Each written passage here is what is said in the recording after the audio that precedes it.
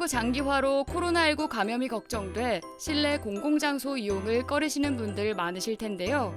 그러다 보니 간단한 새치 염색이나 네일, 피부관리, 헤어컷 등을 셀프로 시도하는 분들이 늘어나고 있습니다. 가게를 방문할 시간도 줄여주고 비용도 절감돼서 좋기는 하지만 헤어컷의 경우 실패할 확률이 높아 시도를 꺼리실 텐데요. 오늘 홈 헤어컷 주의사항 몇 가지 알려드릴게요. 우선 준비물이 중요한데요. 크게 가위, 커트보, 빗, 헤어 집게, 분무기가 있습니다. 준비물을 구입 시 주의사항이 있는데요. 어떤 분은 문구용 가위를 쓰신다 하시는 분도 있고, 그리고 미용 재료상에서 가위를 사시는 분도 있어요. 사시는 분들은 아마 학원용으로 쓰실 수 있는 부분일 거예요. 계속적으로 쓰다 보면 마모가 돼서 가위도 손질을 봐야 되니까 그런 부분 말고, 이왕 집에서 하신다고 마음 먹는다면 이왕이면 가위가 저렴한 게 아니고 내가 다시 에이스를 보내서 쓸 수 있는 그런 가위도 괜찮다고 생각을 해요. 단 주의할 점은 칼과 가위는 달라요. 칼은 우리가 베이면 피만 나요. 근데 가위는 자르기 때문에 이 가위 날이 굉장히 날카로워요. 손살이 잘려버려요. 그래서 가위를 하실 때는 자기 거 손에 맞춰서, 항상 사실 때 그냥 미용 가위 주세요가 아닌 그 전문가들에게 내 손에 맞는 가위를 주세요라고 하셔야 돼요. 그리고 집에서 이제 하실 때 일반 미용실에 가면은 이 커트볼이라는 게 밑으로 펼쳐져 있어요. 다 자르시고 나면 머리카락이 온 집에 날려서 내가 괜히 했다고 후회하세요. 지금은 시중에 나가보시면 커트볼이라는 게 집 안에서 쓰실 수 있는 원형 커트볼가 있어요. 그러면은 이게 원형으로 말려 있어요. 그렇게 하실 때 그 안에 다 모여 있어요. 그래서 그 부분을 하시면 굉장히 유용하실 것 같아요. 우선 커트볼을 두른 후 모발이 충분히 젖도록 분무기를 뿌려준 뒤 머리를 빗겨줍니다. 모발이 충분히 젖지 않으면 머리카락이 날릴 뿐 아니라 커트 후 기장 차이가 날 수 있기 때문에 충분히 적셔주는 것이 좋습니다. 머리를 둥근 구라고 생각하고 정수리에서 가운데 가르마를 기준으로 반을 나눠줍니다. 그 후 정수리에서 귀선 뒤 손가락 한 마디 정도의 뒷부분을 기준으로 반을 나눠 총 4등분으로 나눈 뒤 집게로 집어줍니다. 머리가 짧을 경우 6등분으로 나눠주셔도 됩니다. 이때 세션 나누기는 머리 디자인을 좌우하므로 신경 써주셔야 합니다. 가르마 중간 아랫부분부터 1cm씩 빼주며 검지와 중지로 머리카락을 조금씩 잡아 고정한 뒤 커트를 시작합니다. 이때 가위질은 안쪽으로 미는 것이 아니라 바깥으로 빼준다는 생각으로 가위질을 해주셔야 합니다. 그래야 머리카락이 밀리지 않고 원하는 기장으로 깔끔하게 잘릴 수 있습니다. 또한 머리카락을 잡고 있는 검지와 중지 손가락 2마디가 넘어가지 않는 지점까지만 잘라주셔야 손을 다치지 않고 커트할 수 있습니다. 한 번에 많은 양의 머리카락을 잡고 커트를 하면 머리카락이 밀려 기장이 달라질 수 있기 때문에 빗을 기준으로 1에서 1.5cm씩 빼내 적당한 양의 머리카락을 잡고 커트해 주시는 것이 좋습니다. 일자 컷으로 자를 때는 머리카락을 빗겨준 뒤 머리카락을 누르지 않고 모발이 자연스럽게 떨어지는 방향으로 가볍게 잡아 잘라줍니다. 머리카락을 눌러 자르면 층이 생기거나 기장이 달라질 수 있어 주의하셔야 합니다. 층이 있는 커트를 하실 때는 두피 방향에서 일직선으로 들어준다고 생각하며 땅과 수평이 되게 들어서 자르시면 됩니다. 먼저 잘랐던 부분을 약간 잡고 그 길이에 맞춰 잘라줍니다. 또한 틴닝 가위가 있으시다면 틴닝 가위를 이용해 커트해 주시면 됩니다. 처음에는 조금 어려울 수 있지만 오늘 배운 홈 헤어컷 주의사항 참고하셔서 어린 자녀나 가족들을 위해 간단한 헤어컷 시도해보세요.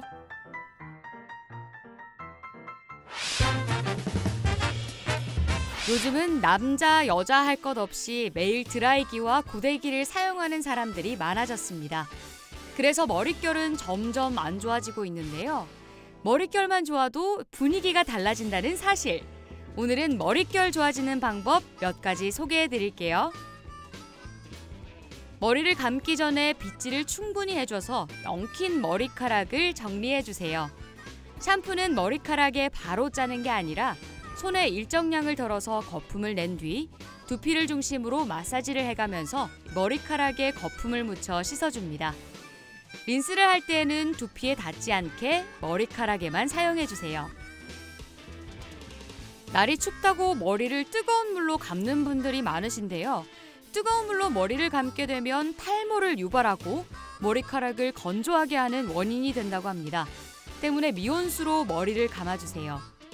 샴푸를 한 후 마무리 린스를 할 때에는 조금 더 낮은 온도로 머리를 헹궈주세요. 머리를 말리는 것도 중요한데요. 두피를 먼저 말리는 게 중요합니다. 뜨거운 바람은 머릿결에 손상을 입힐 수 있기 때문에 시원한 바람으로 말리다가 미지근한 바람으로 말려주세요. 자연 건조는 두피가 잘 마르지 않아 탈모를 유발할 수 있기 때문에 삼가주세요. 또한 수건으로 물기를 제거할 때에도 머리카락을 비벼서 말리는 게 아니라 꾹꾹 눌러가며 말리는 것이 손상 없이 머리를 말리는 방법이랍니다. 그리고 아침에 머리를 감는 것보다 저녁에 머리를 감는 게 좋다고 해요. 낮 동안에 두피에 낀 노폐물을 자기 전에 씻어내면 두피 건강에 도움이 된답니다. 머릿결을 좋아지게 하는 방법 중에 또 하나는 좋은 영양소를 팍팍 섭취하는 것입니다.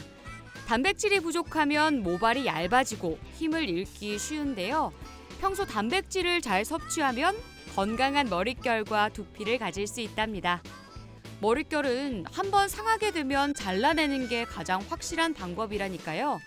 소중한 내 머리카락을 위해 평소에 머릿결을 신경 써주고 헤어팩과 헤어 오일도 잊지 마세요. 찰랑찰랑한 머릿결 함께 만들어 볼까요? 물이 건강에 좋다는 건 많은 분들이 알고 계실 텐데요. 그러나 과유불급, 물도 너무 많이 마시게 되면 건강을 해친다고 해요. 오늘은 물 중독과 물을 제대로 마시는 방법에 대해 알아볼게요. 물 중독이란 평소보다 많은 양의 수분을 섭취하면 체내의 수분 밸런스가 무너져서 세포가 팽창해버립니다. 그러면 몸이 붓게 되고 혈액 중 나트륨 이온 농도가 저하되는데 이 상태를 저나트륨 혈증이라고 합니다. 즉, 물 중독이라고 해요. 물 중독의 증상은 바로 증상이 나타나는 것이 아니라 시간이 어느 정도 지나면서 증상이 서서히 나타나기 시작합니다. 1단계, 가벼운 피로감이나 부종. 2단계, 두통, 구토 증상. 3단계, 경련, 혼수 상태, 성격 변화. 4단계, 호흡 곤란 등으로 사망. 혹시 내가 물 중독에 걸린 게 아닐까라는 걱정이 든다면 손가락으로 팔을 꾹 눌렀다 뗐을 때 바로 돌아오지 않고 손가락의 흔적이 남아있다면 물 중독의 가능성이 있습니다. 물을 마시는 건 건강에 가장 쉬우면서도 필수적인 조건인데요. 그렇다면 물을 어떻게 마셔야 올바르게 마시는 걸까요? 전문가들은 1시간에 최대 200ml 정도씩 나눠 마시는 게 몸에 좋다고 합니다. 조금만 마시면 화장실에는 자주 가겠지만 나트륨 혈증을 방지할 수 있습니다. 또한 물을 마실 때 천천히 마시는 걸 추천한답니다. 하루에 사람이 마셔야 할 정해진 물 권장량은 없다고 해요. 평소 무엇을 먹는지 몸집에 따라 생활 습관에 따라 마셔야 할 물의 양이 다르기 때문이죠. 다이어트를 한다고 물을 많이 마셔야 한다는 강박관념에 시달리지 말고 자신의 몸에 맞는 적당한 수분 섭취를 해서 건강 챙기시길 바랄게요.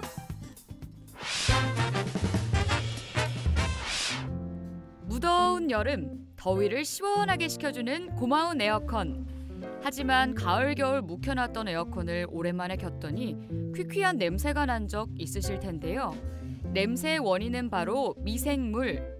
에어컨을 올바르게 관리하지 못할 경우 미생물로 인해 건강을 해칠 수 있다고 하는데요.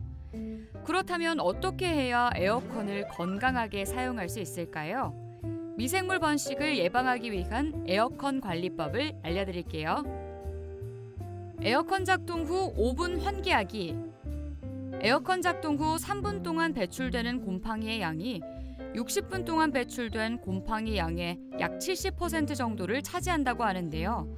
그렇기 때문에 에어컨 작동 후 5분간은 환기를 통해 에어컨 속 곰팡이를 실외로 내보내는 것이 좋습니다. 필터 청소는 적어도 2주에 한 번씩, 필터 청소만 해줘도 에어컨 내 곰팡이의 약 70%를 감소시킬 수 있다고 하는데요. 오염이 심하지 않은 필터는 샤워기로 헹궈내 먼지를 제거하면 됩니다. 오염이 심할 경우에는 중성 세제를 푼 미지근한 물에 10분 정도 담가둔 후 부드러운 솔을 이용해 필터의 결을 따라 살살 문질러 주세요. 그 다음에 깨끗한 물로 헹궈내면 됩니다. 세척을 끝낸 필터는 물기를 가볍게 닦아낸 후 그늘에서 완전히 건조해주면 됩니다. 에어컨 냉각핀 곰팡이 제거하기. 코드가 꽂혀 있을 경우 감전 위험이 있기 때문에 꼭 전원 코드를 뽑고 청소해 주세요. 보통 에어컨 필터만 청소하시는 경우가 많은데요. 에어컨 냉각핀에도 곰팡이나 먼지가 많이 쌓이기 때문에 냉각핀도 잊지 말고 관리해 주셔야 합니다. 그렇다면 천연 에어컨 세정제 만드는 법 알려드릴게요. 재료는 물, 과탄산소다, 분무기, 물티슈, 마른 걸레를 준비해 주세요. 우선 물과 과탄산소다를 7대3의 비율로 섞어 분무기에 담아줍니다. 그 후 물과 과탄산소다를 잘 섞어준 뒤 필터에 세정제를 넉넉히 분사합니다. 5에서 8분 정도 기다린 후 칫솔이나 청소용 솔을 이용해 냉각기 결을 따라 살살 문질러 먼지를 제거합니다. 그 후 물티슈나 걸레로 물기와 잔여물을 꼼꼼히 닦아주세요. 에어컨 세척 후에 다시 사용할 때는 에어컨을 송풍 모드로 약 30분간 작동시켜 완전히 건조한 후 사용하면 더 좋습니다. 이때 창문을 열어 환기시키는 것도 잊지 마세요. 그 밖에도 에어컨 실외기는 가볍게 물청소로 먼지만 제거해서 사용해주세요. 에어컨을 2에서 3주에 한 번씩 청소해주면 전기세도 아끼고 에어컨 수명도 더 길어진다고 합니다. 무더운 여름, 에어컨 관리 깨끗이 하시고 시원하고 건강하게 여름 나세요.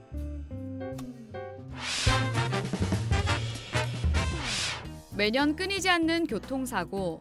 이에 2016년 국토교통부는 교통사고 사상자 줄이기 종합대책 시행계획에서 교통사고 사망자 감소를 위한 대책을 발표했는데요. 그중 어린이, 교통약자, 보행자, 운전자 모두를 위한 새로운 교통정책인 안전속도 5030이 전면 시행을 앞두고 있습니다. 안전속도 5030이란 보행자 안전 수준의 개선을 위해 전국 도시지역 일반 도로의 제한 속도를 시속 50km, 주택가 등 이면 도로는 시속 30km 이하로 제한 속도를 하향 조정하는 정책인데요. 2019년 4월 도로교통법 시행규칙 개정에 따라 2년간 유예 기간을 거쳐 2021년 4월 17일부터는 전면 시행을 앞두고 있습니다. 한국교통안전공단 자료에 따르면 자동차 속도를 줄이면 보행자 안전이 높아진다고 하는데요. 자동차가 시속 60km로 보행자와 충돌하는 경우 보행자가 중상을 입을 가능성이 92.6%로 높은 수치를 보였는데요. 시속 50km로 충돌하면 72.7%, 시속 30km로 충돌하면 15.4%로 속도가 줄어들수록 피해도 감소한다고 합니다.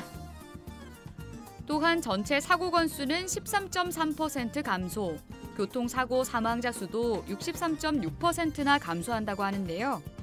지난해 안전속도 5030을 먼저 시행한 부산에서는 교통사고 사망자가 47%나 감소했다고 합니다. 자동차 속도가 줄면서 교통지연이 생기지 않을까 걱정하시는 분들도 계실 텐데요. 제한 속도가 60km에서 50km로 줄어도 통행시간 차이는 단 2분 차이밖에 나지 않게 되고요. 부산시의 택시요금 실증조사에 따르면 요금도 106원 증가하는 것에 불과해 교통정체에 미치는 영향은 크지 않은 것으로 분석됐습니다. 대구시도 대구 안전속도 5030이라는 이름의 정책을 시행하게 되는데요. 주요 내용으로는 도시부 주요 도로의 제한속도 시속 50km를 원칙으로 하되 이동성 및 순환 기능이 높은 달구벌대로, 동대구로, 신천동로, 앞산 순환도로 등은 현행속도 유지 또는 시속 60km까지 허용하고 간선도로와 접한 보호구역의 경우 본선 제한 속도를 감안해 시속 40km까지 허용하기로 해 안전뿐만 아니라 소통까지 고려했습니다. 주택가와 이면도로는 현행과 같이 시속 30km 이내로 유지하면서 교통안전 시설물을 추가 설치해 보행자 안전을 확보해 나갈 계획이라고 합니다. 시행 이후에도 모니터링과 신호체계 조정 등을 통해 교통 불편을 최소화할 예정이라고 하니까요. 당장 조금 답답하고 힘들더라도 모두의 안전을 위해 함께 해주실 거죠? 보행자 아닌 운전자는 없습니다. 안전속도 5030, 속도를 줄이면 사람이 보입니다.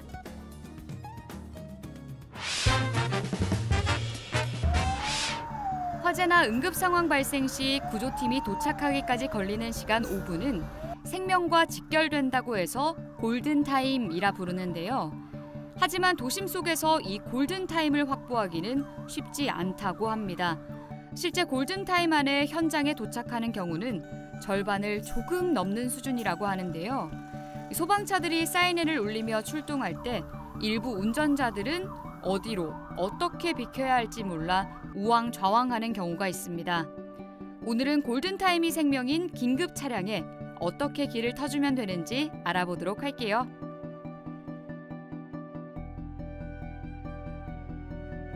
일방도로에서 긴급 차량을 발견했을 때는 기본적으로 우측으로 이동해 정차하면 되는데요. 그러나 좁은 일방통행 도로에서 주정차 차량 등 장애물로 인해 우측으로 이동할 경우 긴급 차량의 통행이 어려워지는 경우도 있기 때문에 교통 상황에 맞게 이동에 협조해 주시면 됩니다. 편도 1, 2차선 도로에서는 소방차가 진입하면 도로의 가장 우측 자리로 피해 서갖고 일시 정지해 주시면 됩니다. 3차선 이상 도로에서는 소방차가 진입로에 따라서 좌측, 우측으로 피해 주시면 됩니다. 교차로 부근에서 갑자기 소방차가 진입한다고 갑자기 차가 멈춰버리면 2차 사고가 발생할 수 있기 때문에 교차로 부근을 피해 도로의 우측 가장자리에 일시 정지해 주시면 됩니다. 횡단보도일 때는 소방차가 진입하면 초록불이라도 보행자께서는 잠시 멈춰주시면 감사하겠습니다. 잠시 신호를 더 기다리는 2, 3분 동안 긴급 차량이 2~3명 이상의 목숨을 더 구할 수 있습니다. 소방차 양보는 선택이 아닌 의무인데요. 소방차 진로를 방해하거나 출동에 지장을 주는 행위를 할 경우 소방기본법 제21조 제3항에 위반되는 행위라고 합니다. 내 가족과 이웃의 생명을 살리는 소방차 길 터주기는 양보가 아닌 의무입니다. 시민 여러분의 동참이 꼭 필요합니다. 감사합니다. 골든타임 확보를 위한 배려. 소방차 길 터주기는 생명길을 넓히는 첫걸음입니다.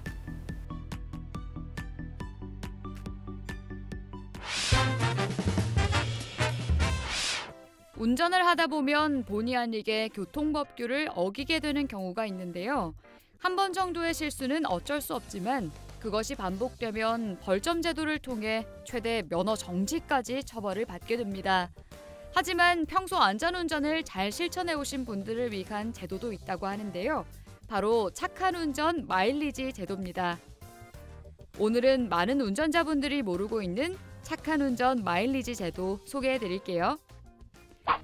착한 운전 마일리지 제도란 운전자가 교통법규를 잘 지키고 사고를 내지 않겠다는 서약을 한 다음 1년 동안 이를 잘 유지하면 10점의 마일리지를 적립해주는 제도인데요.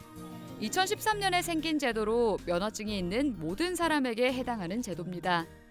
이렇게 적립된 마일리지로는 교통법규를 위반하거나 사고를 냈을 때 벌점, 정지일수 감경을 받을 수 있습니다. 그렇기 때문에 운전을 매일 하는 운전자뿐만 아니라 장기간 운전을 하지 않는 장롱면허 운전자들도 나중에 운전할 때를 대비해 신청해 두시는 것이 좋습니다.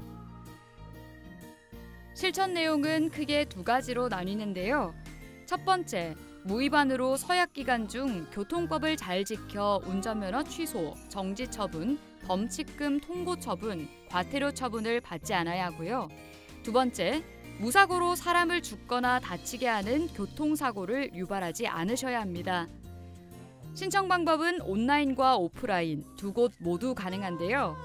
우선 온라인으로 신청하실 경우 정부24 혹은 경찰청 교통민원24 홈페이지에서 가능합니다. PC뿐 아니라 스마트폰에서도 간단하게 신청이 가능한데요. 착한 운전 마일리지를 검색한 후 사이트에 접속해 로그인해준 뒤 메인 화면에 있는 착한 운전 마일리지를 클릭합니다. 그 후 서약서 내용을 확인한 후 신청을 클릭하면 됩니다. 기존에 서약하셨던 분이라면 특혜 점수에서 적립된 마일리지 점수도 확인할 수 있습니다. 또 컴퓨터 이용이 어려우신 분들은 방문 서약으로 가까운 경찰서, 지구대, 파출소를 방문해서 직접 신청할 수 있고요. 문의사항은 182로 연락하시면 됩니다. 이렇게 적립된 마일리지는요. 운전면허 정지 처분 시 누적된 마일리지만큼 면허 벌점 혹은 면허 정지 일수를 감경받을 수 있는데요. 마일리지 점수 보유자는 면허 정지 처분 이의 제기 시 경찰청에 출석하셔서 점수 공제를 신청하시면 됩니다. 본인의 공제 신청이 없으면 적용되지 않으니까요. 꼭 공제 신청을 하셔야 합니다. 1년 동안 서약서 내용을 실천하지 못하면 다시 서약할 수 없나요? 1년 동안 교통법규 위반을 하셔서 통고 처분이나 과태료 처분을 받으신 경우에는 범칙금이나 과태료를 납부하신 후에는 다시 신청을 할 수 있습니다. 그리고 만약에 운전면허 정지 처분을 받으시게 된다면 정지 처분 기간이 만료된 다음에 다시 신청하실 수 있습니다. 한 번 마일리지를 받아도 다시 서약할 수 있나요? 1년 동안 무사히 성공을 하신 다음에는 10점의 마일리지가 부여가 됩니다. 성공하신 후에는 1년 단위로 자동 갱신이 되기 때문에 교통법규 위반이 없다면 다시 신청하실 필요는 없습니다. 그리고 무사고 무위반이 계속된다면 1년에 10점씩 해서 계속적으로 마일리지가 누적이 됩니다. 마일리지는 얼마 동안 유지되나요? 적립된 마일리지는 운전면허 정지 처분을 받게 돼서 면허 벌점을 갖다가 공제하지 않는다면 계속적으로 유지가 가능합니다. 착한 운전 마일리지 제도의 효과는 무엇인가요? 운전자가 서약서를 작성하신다는 행동만으로도 교통법규를 지키시려는 생각을 가지시기 때문에 서약자가 늘어날수록 교통법규 위반이 줄어들고 교통사고가 감소하는 효과를 기대할 수 있겠습니다. 알아두면 유용한 착한 운전 마일리지 제도. 운전자라면 꼭 신청하시고 혜택 받으세요.